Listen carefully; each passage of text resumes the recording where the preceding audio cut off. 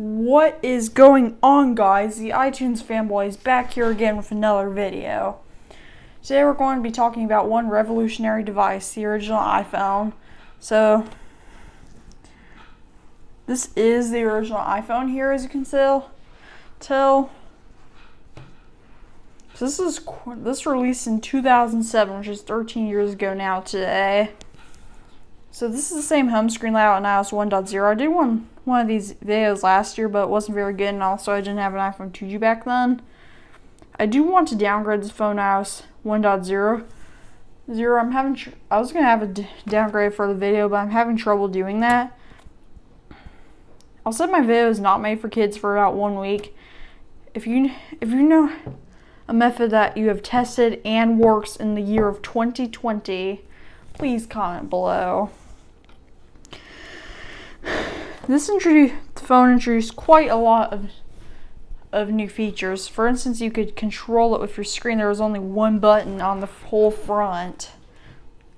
That was the home button. You of course could double tap. You got no home screen. You had to activate with iTunes, everything like that.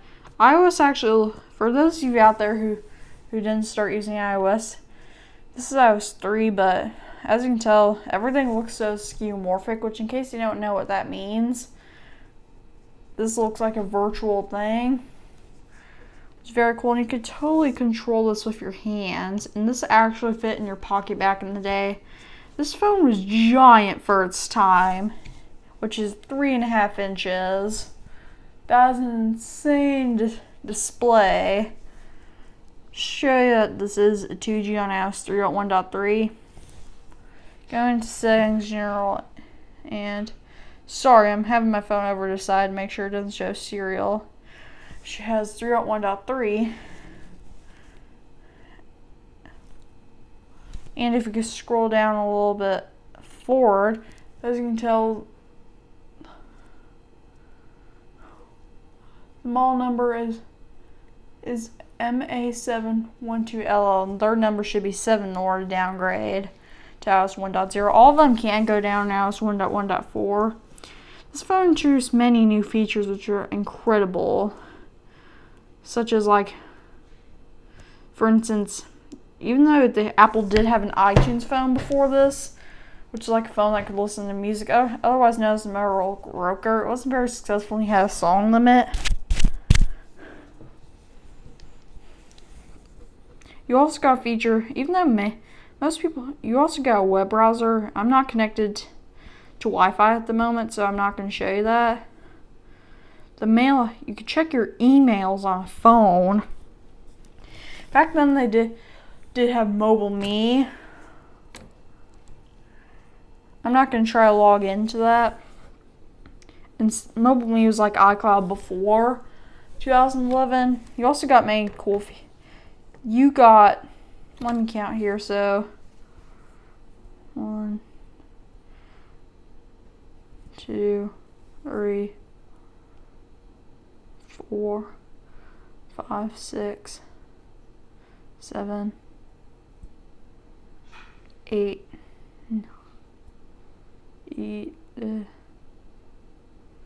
9, 10 different devices into one. And this is the same home screen layout you got in iOS 1.0. You got no spotlight search, no pages. You couldn't toggle the apps. You got 4 additional apps. Honestly, it's not really worth it to not have downgrade to. It's not really worth.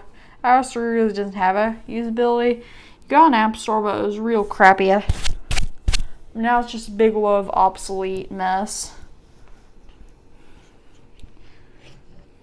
So the camera, this phone camera does not seem to work, as you can tell. I don't like that.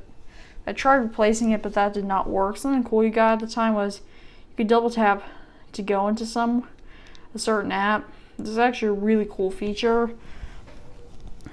So if you go into home here, you get these several options here. This came out as 1.1.1. Home's real dumb. Search, phone favorites, camera, iPod. So no matter what, if you double tap the home button, you got whatever you wanted. This is super cool. This was before the multitasking bar came out. you could not record video on the iPhone 2G, and you can hardly hook this up anymore, this requires 2G networks. The reason it was named the iPhone 2G after 2008, because the 3G could connect to 3G networks, while the 2G only connected to 2G networks.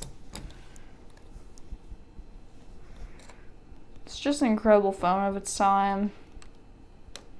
So some cool facts is that you had to actually activate it via iTunes. You could only wallpapers. You actually had good wallpapers back in the day. Now they're just big loads of crap. But you got 1, 2, 3, 4, 5, 6, 7, 4, 8, 12, 16, 19 wallpapers. Now some of these aren't the best, but some of these wallpapers are real good.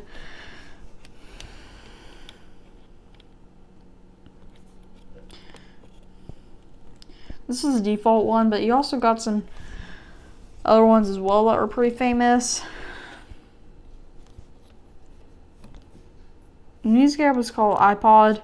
You actually cannot set a wallpaper for the lock screen. You can only set a wallpaper for lock screen, no home screen. Of course that changed in iOS 4. You also did not get the ability. You also could not send on iOS 1.0, you could not send text, photos, or videos. Phones before the iPhone 2G did have web browsers at the time, but they were real crappy and they weren't very good.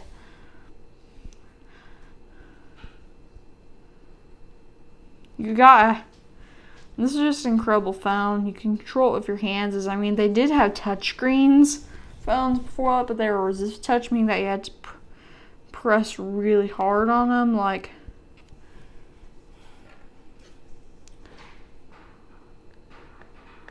for example, I had to use a stylus, which Steve Jobs hated. This was one of the very earliest found forms of touchscreens, which are now visible on laptops.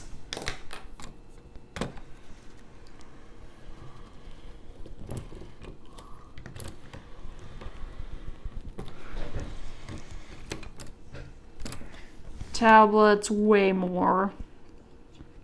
It's just cool. You were limited to AT&T back in the day. You didn't get Verizon until the iPhone 4, and then eventually T-Mobile and Sprint came along,